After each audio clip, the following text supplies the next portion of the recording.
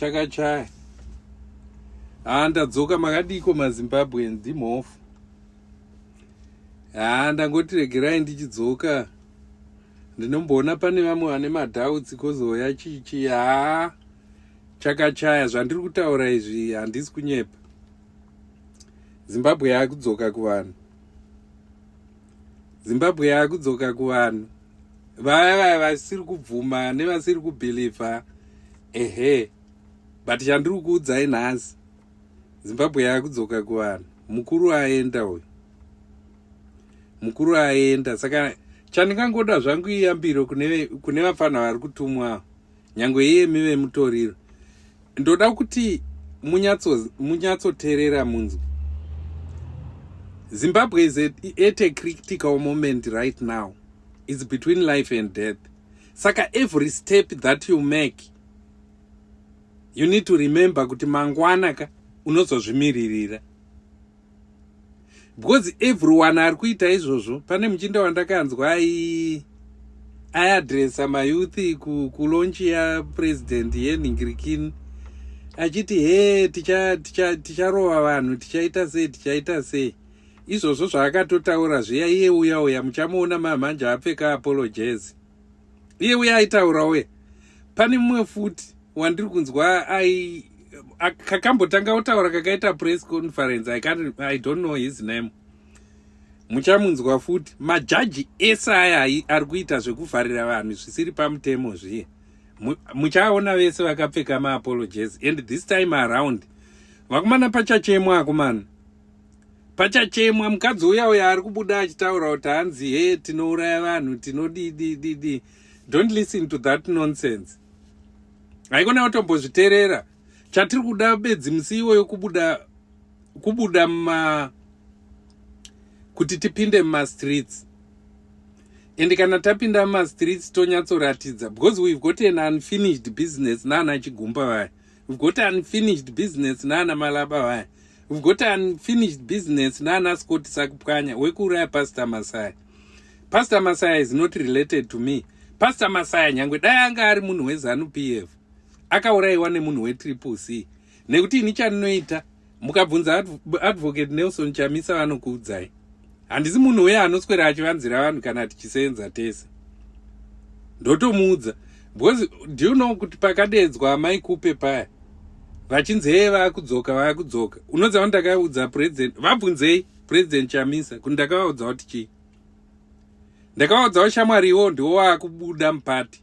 Kana kuti ndaunoita imwe pati usenze nemunhu wauri kuda. Haikona kuti jairira kusvika pakudaro. Tikatomboita madays tisingakommunicate. Asi ndamuudza chokwadi. After that tikatanga kucommunicate. Iye anonifarira because ndomuudza chokwadi. Handisi munhu uye anoswera achibhutulika vanhu. For what? Kana kuti ukaona ndoda kuudza vechidiki. Ukaona uchiita politics every time. Ndoda kudzidzisai chinhu one. Isusu takaita exposed. Tiri vapana, tiri kuma 22 years. Tiri kuma 24, 25 years. No, 22, 19, 20 years. Tichisedza namaidongo. But chinhu one chataita manje ndechekuziya kuti maidongo vaitidzidzisa zviri right politics. Kuti vakumana, every time patine tichiita politics, you need to understand kuti zvauri kuita, what are you going to be? So every mission yaunoita, everything chaunoita politics, every campaign, you need to remember that. Kuti inini ndichaive chii pane zvandiri kuita. What am I going to benefit out of this? Yes, tinogona kuti political party yako tiri kurwira kuti ipinde mupower. Yes, ikapinda mupower. But what about yourself? Kana political party yauri kusapota iwe yapinda mupower, how are you going to benefit out of that? Saka iwe ukaita pfungwa dzakadaro, iwe unogara wakuziva kuti ndikadai apa woraita apa ndogona kuita MP, apa ndogona kuita minister. But zvandingaita kuti ndiite minister, apa iwe uchisenze nevanhu vane vakamwadoroka vachiimba vachitenderera, iwe ndo zvaunenge uchifunga. Saka paunofunga izvozvo unenge wakuziya vanhu vekufamba navo, unenge wakuziya vanhu vekuindarakta navo, une wakuziya mission yauinayo. Politics hadzingoitwi bedzi. Politics is voluntary. Ukaona ndichiita itori voluntary. Ipapa towards 31 March tiri kucontributa mari. Mari yatiri kucontributa ndeyekuti panda security vanhu vakaningirikira. Kana kuti pakaita any emergency, panowanikwa mvura, panowanikwa sort of madrinks and stuff like that. Plus panofanira ita security yekuti vanhu vanenge vari protected. Pasaiti vanouya mukati mevanhu vanopwanya zvinhu zvevanhu, vanouya mukati mevanhu vanoda kuba zvinhu zvevanhu. Aiwa, hatidi protest yakadaro. Chine chaachitsotsi, chine chaachimbavha. Une wangufana nevanhu vatiri kuda kubvisa, iwo ukaita behavior yakadaro. Saka zvatoda kuita, ana chigumba vaya vanoda kuti vapindure maitiro avaiita, because kusafa kuri kuita vanhu kwese uku inyaya yemachinda aya. Inyaya yevanhu vatoona mazuva ese vaifamba vachiganza vachiuraya vanhu, vaifamba vachiganza vachirova vanhu, vaifamba vachiganza vachipisa dzimba dzevanhu. But iye zvino ndiri kuda kukuudzai, nyaya yandangowira ndeyekuti vakomana, nyika yadzoka vakomana. Musaterere zvese zviri kutaurwa zviya zvaana Mebho chinomona zvekuti touraya munhu. Anouraya ani zvakaita iye uye? Hana waanouraya uye? Anouraya munhu kuti akatanga riine mademonstrations kana muchida kuona kuti vari kupanika ka. Izvi vakawanda vacho vari kutotiza muZimbabwe. Imimi vechidiki muchifurirwa kuti ndaono vechidiki vakaenda kunodemeja pamba paComrade Geza nezuro. Information yandinayo, yandiri kuziva, yandanzwa. Bhozi pane vanhu vandakakonekta, Comrade Nyoka yeMabhunu vaya vamuri kuona vaya. Zvaari kutaura haasi kunyepa.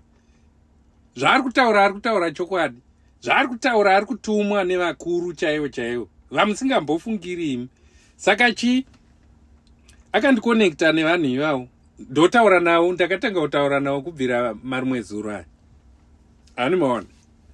Saka ningirikini vakaita izvozvo, chinhu wani chandingangokukurudzirai kana muri kuZimbabwe ka ndechekuti indai kunyaradzo, munoudza vanhu vekunyaradzo kuti kofinira ndoda kuigwa naro nderiri. Because pasina kupera, tikapedza nhasi kusvika mangwana kumana pari kurikitwa munhu. Kumana tizai zvenyu. Hamana tizai zvenyu. Haikonai kuseenzeswa kuita zvinhu zvakadai nguva yakadai. Munofanira kuandastenda kuti politics dziri kuinda kupi. Haikonai kufurirwa nana ED. Izvo zvakatorongedza mabhegi zvatiri kutaura izvozvi. Vese vari kubuda vachitiretena vaya. Mabhegi akatorongedzwa, mapasipoti atori ready. Iwo uchitumwa unzi ndaunopisa imba yemunhu, indaunotuka uyu, indaunodai. Vakomana muchademba vakomana. Zvandiri kukuudzai izvi. Mitoriro yenyu iri kupera yesei. Pari kupinda vice president Chiwenga, vanomwa mutoriro ndoda kuti muziye chinhu wani. Zvandakanzwa inini. Itomwaike kupedzisira. This is the last you can have mutoriro. Zviri kupera zvese zviye. Kana wanga wane addiction yemutoriro, there is no need yekuti mafamilies ako akubhukire kuningirikini kuya kunoindiswa vanhu kuye. That's the end of it. Ende vanhu vari kuitengesa vese, kana muripo kana muchizvinzwa, please rasai. Because pacharidzwa mere kudarika yeparufu. Ende muchaona vamwe vanhu musingafungiri vachidhonzwa mustreet muna first muye. Vanhu vakabuda, ndo mission iri kuda kuitwa. Pane vanhu vasiri kutombozoprotectwa na anyone, vadregwa nevanhu. Saka vakomana, every step yamunoita yezvino, especially vechidiki, ndo vandonzwira tsitsi. Muri kuseenzeswa nemadhara aya. Vanhu vari kuseenzesai vamwe vakatobuda muZimbabwe. Vamwe vakatorongedza mabhegi. Vamwe vane ma-exit plans. Nearly 90% dzevanhu vamuri kuziva vari mupower vaya. Vanhu vari mupower vaya kusanganisira na President Mnangagwa vari kuzviziya kuti hapasina kana chinhu. Vari kuzviziya kuti power yapera, havasina power. Saka chandoda kukurudzira ndechekuti hatibudei musi wa 31 March kusanganisira maopposition ndokwanguka. Saka ndiri kuda kuti vanhu veopposition vese, inini ndakati madzibaba veshanduko vatori mundima izvozvi. Ndiye munhu wandingakukudzei mukamubvunza anondiziye, mukabvunza anyone kuopposition anondiziye. Iye zvino izvi, but inini zviri kuitawo ndichisapote macomrades aya ndezvekuti vari kutaura change, vari kutaura sense, vari kutaura kuti because zviri nani kuti tibve pasystem yatiinayo toona kuti vakomana ava vangatiunzireiwo. Because muri kuona kupadzwa kuri kuitwa nyika nemaChina, muchipemberera president Mnangagwa achiita zvaari kuita izvozvi, makomo chichi zviri kuparadzwa, mvura ichipoizenwa, fishi dzichifa, mhuka dzichiurayiwa, iwo uchibuda uchipemberera zvinhu zvakadaro. Vakomana mutoriro, regerai vakomana, regerai vakomana, regerai zvamuri kuita izvi. Ndinokukumbirai vanin'ina vangu, muri kuchema, ende mazuva acho hapasina madays. Vakomana pachachemwa vakomana. Majaji ese aya aiita musara achingonovharira vanhu zvisina nebasa rese, achiita sei achisenzeswa nemapolitician. Vese ana ziyambi muchiri kumbovanzwa vari kupi? Ana kazembe vari kupi? Iwewe ndiwo ungabude wakutaura kuti chichichi hakuna demo, tinokurovai, tinozodai. Vari kupa ana kazembe vaimira vaya? Vari kupa ana garwe vese vaya? Ngavabude kavataura kuti 2030 vaite musangano muone. Ngavabude vazvitaure kaiye zvino. Saka imuri kufunga kuti chiri kuita kuti zvakangonyararwa kudaro nei? Muri kufunga kuti vakangodecida kunyarara kuabhandona ya2030 ye? Vakomana pane zvamusiri kuziya akomana. Zviri kuzikanwa nemapoliticians ari kutumai. Saka ndati regerai vakomana, regerai. Regerai vakomana, regerai. Musatumwe, musaseenzeswe nevanhu vari kutiza, nevanhu vakaba mari muchingorimo muZimbabwe. Saka vaitumwa vacho ndodawo kubvunzai, iye zvino chatsvuka, vaikutumai vakutiza because vakaba mari, iwe uchatizira kupi? Because wairova vanhu kaiwe, waipisa dzimba dzevanhu kaiwe, waifamba uchiabhisa vanhu kaiwe. Vaikutuma vacho, vawairwira vacho ndo vakukutiza manje. Saka iwe uchaita sei? Because vanhu vanozviziya, ende pane mazita, pane list yemazita yekuti vakomana muchachema vakomana. Kana makangwara itoendai munopoya fenzi zvinoita vamwe vachiinda kuna Limpopo. Zviri nani kurumwa nemakarwe pane kuramba muri pamuri ipapo muchizi. Anoziya kuti ane zvaakaita, anoziya kuti akamborova munhu mbama, anoziya kuti aifamba achirova vanhu. Vakomana meno. Saka ndokurudzirai zvangu kuti mubude vanhu vakanaka, vana vemuZimbabwe, tanzwa nekuabhiswa. Mukaregera kubuda musi wa 31 pasvika chinhu nyangwe mukati isusu kubuda kwenyu hakusiriko kunoita kuti kana kuti munhu wauri kuda aiswe mupawa. Ndakanzwa vamwe vachitaura vachiti President Mnangagwa wakabva toda kuti papinde kana kuti Advocate Nelson Chamisa. Hazvisenzi zvidaro nyangwe kunyika ipi, because ZANU-PF ndiyo ine temu iri mupawa. Saka temu yayo haisati yapera. Saka what happens izvi, President Mnangagwa akabva, munhu anoreplace anobva kuZANU-PF.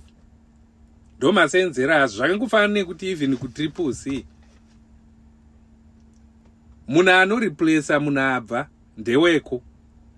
Hamunotori munhu kuMDC Monzora kamota hatichireplace Advocate Nelson Chamisa ndo abva. Zvinosenza zvichidaro here? Saka ndo munofanira kuunderstanda sevana vechidiki. You need to understand what's going on. You need to understand what's going on around the world. haikona kungoswera wakadhakwa uchikumbira fodya, ndipo wasvika pane vari kudya sadza, ndipo skadi, ndipo chakati. Munhu wemurume, munhu wemukomana unenge uchingo zita rako ndipeiwo ndo zita rako.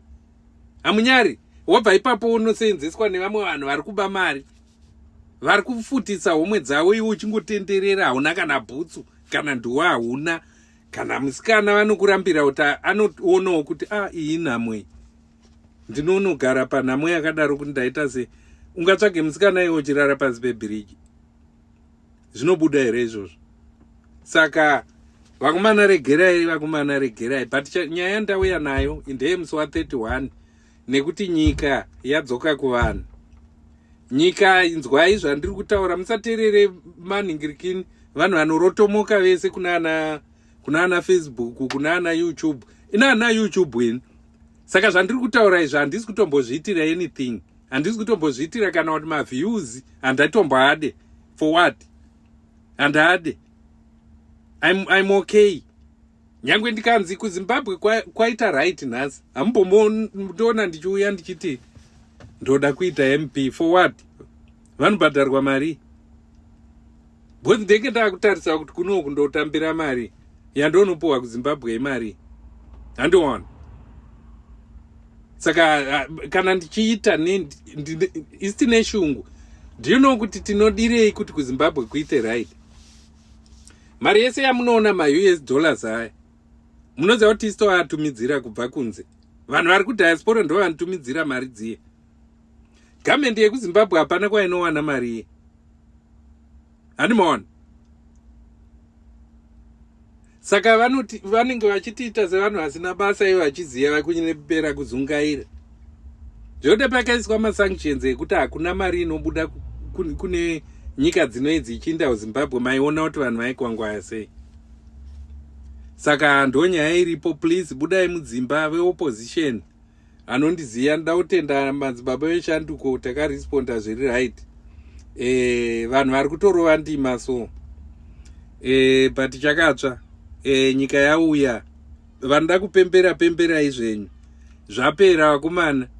Kubirwa kwenyika, kumorwa kwenyika, kutambudzwa kwenyika, kubiwa kwemari, kubiwa kwemadiamonds, kubiwa kwenikeo, kubiwa kwelithium, kubiwa kweuranium kwapera, kubiwa kwesemendi. This is the end of Tagwire. This is the end of Scott Sakupkanya. This is the end of all those guys vamunoziva. Ndo maperera avo. But magumo azvo ane nyaya, even kwavari kuenda ikoko.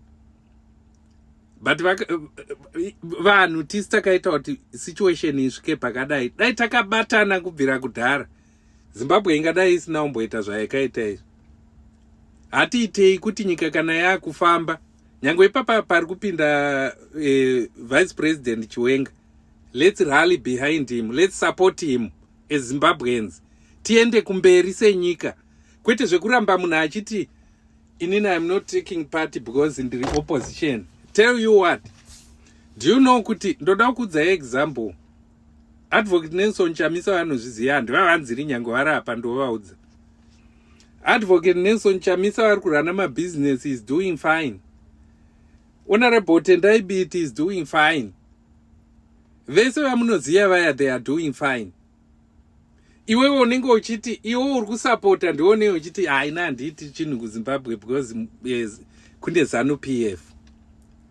But all those guys vari kusapota iwewe vari kuita something. Saka ndoda kuti tichangamuke mbichana. Let's work towards rebuilding our country. Political parties, inini seni zvangu handichadi kuona nezvavo. Handina kutanga nemapolitical party nhasi. Ari kukonzera division isingaite neruvengo rwakaipa. MuZimbabwe vanhu vane ruvengo rwekuti akatoona kana shamwari yake ichibudirira kubva kumusic kusvika kupi, anotomeka sure kuti amudonhedza pasi. Ndokutopenga kwacho nepfungwa ikokuya, ukaona waane pfungwa dzakadaro. Because ukaona munhu aita moyo wakaipa, unoziva kuti usimbe unotuma ruvengo rwotuma rwotuma futi utsinye, saka zvinosekuleta zvakadaro. Saka godo manje rinozopinda, godo rikapinda wakutoroya. Kuroya kwacho hakusi kurura hembe uchifamba masikati manheru kuya. Izvo zvinotoita vanhu zvekuti kana kuti lese munhu abuda necontent yake ari kutaurawo zvaari kutaura, ari kuita zvaari kuzviita, anyora mascripts ake and stuff like that. You are there kungoenda kunotuka munhu wausingazivi, ari kutodawo kuita a living, atoita sometime achifunga kuti ndoita sei. Iwe unoita time yekufunga doro nekufunga kuti ndonosapota nekufamba uchiimba murodhi ndo basa rako. Ende wodzoka ipapo usikuenda pafoni. Woita munhu aita time yekunyora music yake. Music inonetsa uproducer. Music inonetsa kunyora kuti ubatanidze zvinhu. Woendapo unoti haana zvaakaimba uyu. Ndo godo racho, ndo kuroya kwacho ikoko. If you see yourself uri munhu anoita izvozvo, unotofana nechemumwoyo mako iti ndiri muroyi, ndo panobva uroyi ipapo. Every time paunofunga kuita izvozvo, ziya, make sure kuti zvauri kunyora zvinomake sense. Haikona kugara uchinetsana nevanhu. Nyangwe dai ari munhu weZANU PF, nyangwe dai ari munhu weTriple-C. There is no need for that. Tiri maZimbabweans. Hatifambei pamberi senyika tese. Zviya zvekuchati sezvandambotaura, vakomana vemutoriro muri kumwa kwekupedzisira, madrugs ese aya zviri kupera zviye. Zvese zvamunei muchiti takarohwa nemutoriro, takazodai tiri mabiggers, hakusina. Regerai vakomana, regerai mutotanga kuita vanhu chaivo. Because pari kuchemwa pamberi apa. Saka ndapedza zvangu muswera zvakanaka, but hatifarire nyika yedu yadzoka. Ndinokutendai.